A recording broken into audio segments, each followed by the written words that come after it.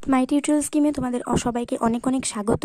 আজকে আমি আমাদের চ্যানেলে তোমাদেরকে একটা নতুন প্রবন্ধ রচনা করিয়ে দিতে চলেছি, কারণ তোমাদের মধ্যে থেকে একজন ফ্রেন্ড আমাকে কমেন্ট করেছিলে যাতে আমি তোমাদেরকে একটি জঙ্গলে ঘুরতে যাওয়ার অভিজ্ঞতা নিয়ে একটি প্রবন্ধ রচনা লিখিয়ে দিই। তো আমি সেটাকে একটু ভালো মতন করে সাজিয়ে লিখে নিয়েছি, আর যেটা জঙ্গলে যাওয়ার অভিজ্ঞতা বলে কমেন্ট করেছিলে সেটাকে আমি সাজিয়ে একটি অরণ্যে ভ্রমণের অভিজ্ঞতা করেছি।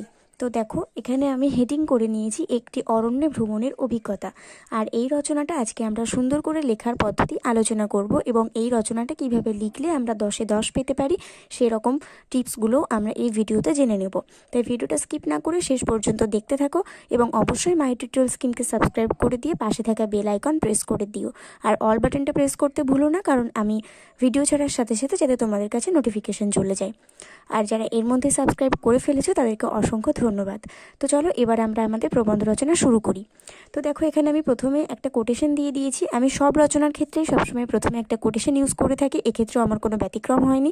এখানে একটা কোটেশন ইউজ করা হয়েছে, নিবিড় অরণ্যে অবিশ্রান্ত বরিশান মাঝে বিহঙ্গ কুহকে বিস্তৃত বনভূমি জাগে। তারপর আমাদের ভূমিকা শুরু হচ্ছে। ভূমিকাতে আমরা লিখেছি, ভ্রমণ হলো আমাদের বর্তমান জীবনের এমন একটি অঙ্গ যাকে অস্বীকার করে কোনোভাবেই ভালো থাকা যায় না। ভ্রমণ আমাদের ক্লান্তি ও গ্লানিতে ভরে ওঠা জীবনের একঘেয়েমি মনকে পুনরায় কোনো এক জাদুকাঠির ছোঁয়ায় সতেজ করে তোলে। এইটুকু ভূমিকার পর আমরা সেকেন্ড পয়েন্ট করছি, আমার ভালো লাগা। আমি একজন আদ্যপান্ত বাঙালি, আর বাঙালি বলতেই ভ্রমণ পিপাসু। ভ্রমণ আমার খুবই ভালো লাগে, তবে সেই ভ্রমণ যদি হয় ঘন উদ্ভিদরাজির সমারোহে গড়ে ওঠা কোনো অরণ্যের উদ্দেশ্যে, তাহলে তো কোনো কথাই নেই। গাছগাছালির সবুজতা, বন্যপ্রাণীর ডাক, অসম্ভব শ্যামল বনানীর নিবিড়তা সত্যিই আমাকে কাছে ডাকে। এর পরের পয়েন্ট হচ্ছে স্থান নির্বাচন। কোথায় আমরা ঘুরতে যাব সেই জায়গাটা নির্বাচন করা হয়েছে। যারা ছুটির দিনে বা বেশ মনমরা সময়ে পরিবার নিয়ে ঘুরতে বের হন, তারা মাঝে মাঝে কোথায় যাবেন তা ঠিক নির্ধারণ করে উঠতে পারেন না। বেশিরভাগই হিমশিম খেয়ে যান, কারণ সুন্দর সুন্দর জায়গাগুলো হয়তো আমাদের বাড়ি থেকে বেশ খানিকটা দূরেই। তাই এমন একটা জায়গার খোঁজ তারা করেন যাতে তাদের শরীর ও মন দুই তরতাজা হয়ে যায়। এবার আমরা এখানে প্যারা চেঞ্জ করেছি। এই কারণেই এবার আমি আর আমার বন্ধু মিলে ঠিক করি আমাদের পরিবারকে সঙ্গে নিয়ে এক জঙ্গল থেকে ঘুরে আসব। কিন্তু কোন জঙ্গল? অনেক ভাবনা চিন্তার পর ঠিক হলো জলদাপাড়া অভয়ারণ্য। সেই মতোই কথা বলা হলো বাড়িতে। তারপর আমাদের নেক্সট পয়েন্ট হচ্ছে রওনা হওয়া। বেশিরভাগ সময় উত্তরবঙ্গের যে কোনো অংশে যেতে হলে প্রধান স্টপেজ হিসেবে নিউ জলপাইগুড়ি স্টেশনে নামতে হয়। আমরাও তাই করলাম। ট্রেনে করে নিউ জলপাইগুড়িতে নেমে একটা গাড়ি করে জলদাপাড়া অভয়ারণ্যের জন্য রওনা হলাম। অভয়ারণ্যটি দেখার জন্য আমার মন অত্যন্ত চঞ্চল হয়েছিল। না জানি কেমন হবে আমাদের ভ্রমণের জায়গা জলদাপাড়া। অভয়ারণ্যে পৌঁছানো, এটা আমাদের নেক্সট পয়েন্ট। অভয়ারণ্যে আমরা কী করে পৌঁছলাম, এবং সেখানে পৌঁছানোর পর আমরা ঠিক কী কী দেখতে পাচ্ছি বা কী কী করছি, সেগুলো আমরা এই পয়েন্টে বিস্তারিতভাবে আলোচনা করব। অনেকক্ষণ পর জলদাপাড়ায় পৌঁছানো গেল। এই ভরা শীতকালেও উত্তরবঙ্গে সকাল হয় না। সকাল আসে চারিদিকে চাপ চাপ কুয়াশায়, কোমল আলোয় ঢেকে গেছে চারপাশ। কথা বললেই মুখ থেকে ধোঁয়া বেরোচ্ছে। রেনট্রির মাথার ওপরে থাকা মলিন সূর্যকে দেখে দ্বন্দ্ব ভাঙে। 7:30 বেজেছে এখন। আমরা অনেক ভোরবেলাতে রওনা দিয়েছিলাম বলে এখন পৌঁছতে পারলাম। আগের দিন ট্রেনে উঠেছিলাম, আজ ভোরে নিউ জলপাইগুড়িতে নেমে গাড়িতে করে এখানে পৌঁছলাম। অনেকটাই পথ। তারপরে আমাদের নেক্সট পয়েন্ট হচ্ছে স্থিত হওয়া। ওখানে পৌঁছে আমরা কোন হোটেলে উঠলাম, সেখানে কি কি হতে পারে, এগুলো আমরা আলোচনা করব। জলদাপাড়া পৌঁছে এবার থাকার জায়গা খোঁজার পালা। জলদাপাড়ায় থাকার সবচেয়ে ভালো জায়গা হলো পশ্চিমবঙ্গ সরকারের হলং বন বাংলো। এই বন বাংলোটির পরিবেশ অত্যন্ত মনোরম। বাংলোর সামনে জলাশয়ের ধারে সল্ট লেকে বন্যজন্তুরা জল খেতে আসে। ফলে ভাগ্য সহায় থাকলে বাংলোতে বসেই বন্যজন্তুদের দেখা পাওয়া যেতে পারে। এখানে আমরা প্যারা চেঞ্জ করেছি। আমরা এখানেই উঠলাম। বাংলোর ভাড়া প্রতি রাত মাথাপিছু 3,000 টাকা। এছাড়াও রয়েছে অন্যান্য প্রাইভেট হোটেল, কিন্তু এখান থেকে অভয়ারণ্য অনেক কাছে বলে আমরা এখানেই স্থিত হলাম। এখানে আমাদের এই পয়েন্ট শেষ হচ্ছে, এবং আমাদের পরের পয়েন্ট হচ্ছে অরণ্যে ভ্রমণ।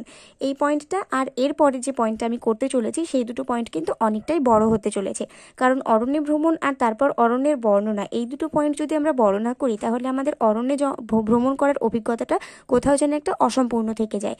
তো অরণ্যে ভ্রমণ পয়েন্টে আমি কি কি লিখেছি দেখো। ঝুটঝামেলাহীন অরণ্য সফরের মজা পেতে জলদাপাড়া অতুলনীয়। এই জঙ্গলের আঁচলে কত গাছগাছালি রসদ সংগ্রহ করে বেঁচে আছে। সকালে 10টার দিকে হালকা জলখাবার খেয়ে আমরা বেরিয়ে পড়লাম জঙ্গল সাফারিতে। জঙ্গলের মধ্যে হাঁটতে হাঁটতে বিভিন্ন প্রজাতির পাখিদের ডাকে ও তাদের দর্শনে অভিভূত হয়ে যাচ্ছিলাম। একশৃঙ্গ গন্ডারের জন্য বিখ্যাত জলদাপাড়ার গভীরে আরও অনেকের সঙ্গে দেখা হয়। যখন তখন উকি দেয় ময়ূর, পথ আটকে দাঁড়ায় ভয়াল দাতাল, গাছে গাছে দোলা খায় বানর। তারপর আমরা প্যারা চেঞ্জ করে লিখেছি বন দপ্তর বা নিজেদের ব্যবস্থাপনায় এবারের গন্তব্য হলো হলং বাংলোর হাতায় থাকা হাতি রাইডিং পয়েন্ট এবং সেখান থেকে হাতির হাওদায় চেপে বেরিয়ে পড়া। হাতির হাওদা বলতে এখানে হাতিতে টানা গাড়ির কথা বোঝানো হয়েছে। রাইডিং পয়েন্টে একটি কংক্রিটের প্ল্যাটফর্ম, সিঁড়ি দিয়ে উঠতে হয়। সেখান থেকে সরাসরি দাঁড়িয়ে থাকা হাতির পিঠে উঠে পড়তে হয়। হাতির পিঠে বাঁধা থাকে রেলিং ঘেরা একটি কাঠের বোট, এদিকে দুজন ও অন্যদিকে দুজন বসতে হয়। সবাই ঠিকঠাক হয়ে বসতেই হাতিগুলো দুলকি চালে চলতে শুরু করলো। এখানে এই পয়েন্ট শেষ হলো। তারপর আমাদের অরণ্যের বর্ণনা পয়েন্ট শুরু করলাম। এই পয়েন্টটা একটু বড় হতে পারে। এই অরণ্যের শাল, সেগুল, জারুল, চিলৌনি, চাপ, চিপরাশি, গামারি গাছের রাজত্ব। মাটিতে নানা গুল্ম ও ঝোপঝাড়, ঘন জঙ্গলের মধ্যে দিয়ে লতাপাতা বাঁচিয়ে ছোট ছোট জলার গা ঘেঁষে চলা। বনজ গন্ধ শুকতে শুকতে দেখতে পেলাম ময়ূর রাস্তা পেরিয়ে যাচ্ছে। দূরে একপাল বাইসন কালো শরীর নিয়ে অবাক দৃষ্টিতে তাকিয়েছিল।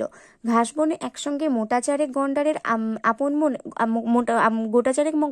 আপন মনে মুখ নাড়িয়ে চলেছে। বিস্ময় আর ভালো লাগায় মনটা ভরে গিয়েছিল। মাঝে মাঝে পাহাড়ি নদী পেরিয়ে যেতে হচ্ছিল। আসলে মালঙ্গি, ভালুকা, চিড়াখাওয়া, কালীঝোড়া, বুড়ি তোরসার মতো কয়েকটি নদী বয়ে গেছে জলদাপাড়া অভয়ারণ্যের ভেতর দিয়ে। হঠাৎই কয়েকটা বার্কিং ডিয়ারও নজরে পড়লো। সব মিলিয়ে এক অসাধারণ অভিজ্ঞতার সাক্ষী হয়েছিলাম আমরা। তারপরে আমাদের পয়েন্ট হচ্ছে সাফারির শেষে বন বাংলোতে ফিরে এসে বিকেলে খাওয়া দাওয়া করা হলো। আরণ্যক আলসে এভাবেই সেদিনটা কেটে গেল। পরের দিন আবার নতুন কিছু করার আনন্দে তাড়াতাড়ি রাতের খাবার খেয়ে সকলেই ঘুমিয়ে পড়লাম। নেক্সট আমাদের পয়েন্ট হচ্ছে উপসংহার। এটা আমাদের সর্বশেষ পয়েন্ট এবং এতক্ষণ ধরে আমরা যা যা আলোচনা করলাম তা এক বাক্যে আমরা এখানে শেষ করব। পরের দিন জিপ সাফারিতে ঘুরে আসা গেল জঙ্গলের আরও ভেতরে। তারপর দুপুরে বনবাংলোতে খাওয়া দাওয়া সেরে গাড়ি করে রওনা দিলাম নিউ জলপাইগুড়ি স্টেশনের উদ্দেশ্যে। কাল আবার আমাদের পরিচিত শহরে গিয়ে পৌঁছবো। কিন্তু এই জঙ্গলে ভ্রমণের অভিজ্ঞতা সারা জীবন আমার মনের মণিকোঠায় স্মরণীয় হয়ে থাকবে। তো এখানে আমাদের এই প্রবন্ধ রচনা শেষ হয়েছে। আমি এখানে বেশি পয়েন্ট ইউজ করিনি, কিন্তু পয়েন্টগুলো আমি যতগুলো দিয়েছি ভালো করে বর্ণনা করে দিয়েছি। আমাদের পয়েন্ট হচ্ছে মোট 9টা মতন। আমাদের মোট 10টা পয়েন্ট হয়েছে আমাদের এই প্রবন্ধ রচনাতে। আর প্রবন্ধ রচনাতে লাস্টের দিকে আমি কোনো কোটেশন দিইনি, কিন্তু তোমাদের যদি মনে হয় যে উপসংহারে তোমরা একটা কোটেশন ইউজ করবে, তাহলে আমি তোমাদেরকে একটা কোটেশন লিখিয়ে দিচ্ছি। সেই কোটেশনটা একটা ইংলিশ কোটেশন। সেই ইংলিশ কোটেশনটা তোমরা উপসংহারে সবার লাস্টে ইউজ করতে পারো। এতে তোমাদের নাম্বার বাড়বে বই কমবে না। তাহলে প্রথমে আমাদের একটা কোটেশন থাকছে আর উপসংহারে লাস্টে আমাদের একটা কোটেশন থাকছে। আর আমরা যেভাবে প্রবন্ধটাকে সাজিয়েছি, অরণ্যে মানে জঙ্গলে অভিজ্ঞতাটা আমাদের ফুটে উঠেছে। আমরা এখানে অন্য কোনো কিন্তু কিছু দেখাইনি। মানে আমরা ধরো যদি সুন্দরবন লিখতাম, সুন্দরবন অবশ্যই আমাদের জঙ্গলে যাওয়ার অভিজ্ঞতা, কিন্তু সুন্দরবনে তো লঞ্চে করে যেতে হয়, সেখানে খাড়ির কুমির দেখতে পাওয়া যাবে, রয়্যাল বেঙ্গল টাইগারের প্রসঙ্গ চলে আসতো। কোথাও না কোথাও আমাদের সুন্দরবনে আমরা অন্য কিছুর মধ্যে আমাদের মূল টপিকটাকে আমরা হারিয়ে ফেলতাম। তো সেই জন্য আমি এখানে এক্স্যাক্টলি চুজ করেছি আমাদের জলদাপাড়া অভয়ারণ্য, যেখানে আমরা ভ্রমণের অভিজ্ঞতাটা নিয়ে যেখানকার অভিজ্ঞতা নিয়ে আর কি আমি প্রবন্ধ রচনাটাকে সাজিয়েছি। আর আমার মনে হয় এই প্রবন্ধ রচনাটা তোমাদেরকে 10-এ 10 পেতে অত্যন্ত সাহায্য করবে। তো চলো আমরা দেরি না করে কোটেশনটা দেখে নিই, যেটা তোমরা উপসংহারে দিতে পারো। তো এই হচ্ছে আমাদের সেই কোটেশনটা। The forest is the town of trees where they live quite at their ease with their neighbours at their side just as in cities wide. এটা আমাদের অ্যানিট ওয়াইনের লেখা, তো সেই জন্য আমি ওনার নামটা উল্লেখ করে দিয়েছি। তোমরা চাইলে উপসংহারে সবার লাস্টে এই কোটেশনটা দিতে পারো। তো আজকের আমাদের এই প্রবন্ধ রচনাটা এই পর্যন্তই। প্রবন্ধ রচনাটা যদি ভালো লেগে থাকে অবশ্যই একটা করে লাইক করে দিও, আর বন্ধুদের সঙ্গে অনেক শেয়ার করে দিও, যাতে তারাও এত সুন্দর করে প্রবন্ধ রচনা লিখতে পারে। আর আজকের ভিডিও আমাদের এই পর্যন্ত। ততক্ষণ পর্যন্ত যদি পরের ভিডিওতে তোমাদের সঙ্গে আমাদের দেখা হবে, কিন্তু ততক্ষণ পর্যন্ত যদি তোমাদের অন্য কোনো ভিডিও অন্য কোনো বিষয় যদি তোমাদের ইম্পর্টেন্ট বলে মনে হয়, যে কোনো বাংলা প্রবন্ধ রচনা বা বাংলা গ্রামারের বা ইংরাজি গ্রামার বা ইংরাজি টেক্সট বুকের থেকে যে কোনো 5 to 12 পর্যন্ত যে কোনো টেক্সট বুকের যে কোনো সমস্যার জন্য আমাকে অবশ্যই কমেন্ট করবে। আমি অবশ্যই সেই সমস্যার সমাধান করার জন্য তোমাদেরকে সেই বিষয়ের উপর ভিডিও বানিয়ে অবিলম্বে সেটা দেওয়ার চেষ্টা করবো। তো আজকে ভিডিও এই পর্যন্ত, পরের ভিডিওতে তোমাদের সঙ্গে দেখা হবে। ততক্ষণ পর্যন্ত সবাই ভালো থাকো, সুস্থ থাকো আর মন দিয়ে পড়াশোনা করতে থাকো।